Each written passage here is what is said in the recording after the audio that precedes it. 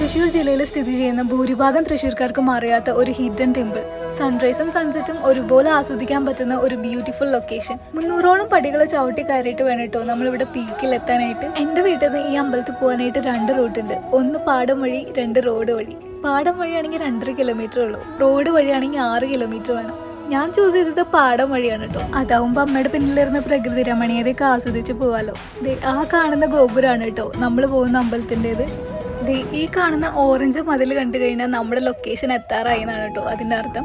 ഈ അമ്പലത്തിനോട് ചേർന്ന് തന്നെ ഒരു ആശ്രമമുണ്ട്. ആ ആശ്രമത്തിന്റെ മതിലാണ് നമ്മൾ ഈ കാണുന്നത്. ശ്രീ ഐക്കുന്ന് ഭഗവതി ക്ഷേത്രം അഥവാ പാണ്ഡവഗിരി ക്ഷേത്രം. തൃശ്ശൂർ ടൗണിൽ നിന്ന് ഏകദേശം 10 കിലോമീറ്റർ മാത്രം ദൂരം വരുന്ന വെങ്ങിനിശ്ശേരി ഗ്രാമപഞ്ചായത്തിലാണ് കേട്ടോ ഈ ഒരു ക്ഷേത്രം സ്ഥിതി ചെയ്യുന്നത്.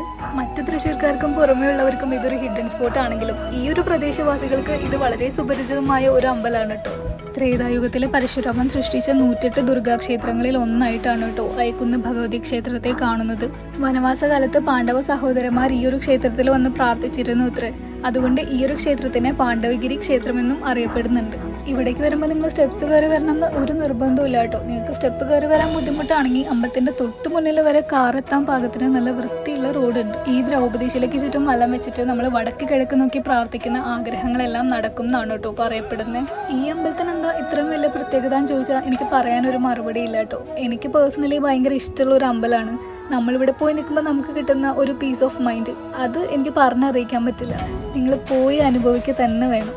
അപ്പോൾ നിങ്ങൾ ആരെങ്കിലും ഐക്കുന്ന് ഭഗവതി ക്ഷേത്രത്തിൽ മുന്നേ പോയിട്ടുണ്ടെങ്കിൽ നിങ്ങൾക്ക് അവിടെ പോയിട്ടുണ്ടായ എക്സ്പീരിയൻസ് ഒക്കെ ഒന്ന് കമൻറ്റ് ബോക്സിൽ ഷെയർ ചെയ്യുക. ഈ വീഡിയോ നിങ്ങൾക്ക് ഇഷ്ടപ്പെട്ടെങ്കിൽ ഇനി ഇതുപോലുള്ള വീഡിയോസിനായിട്ട് അക്കൗണ്ട് ഫോളോ ചെയ്യാൻ മറക്കല്ലേ.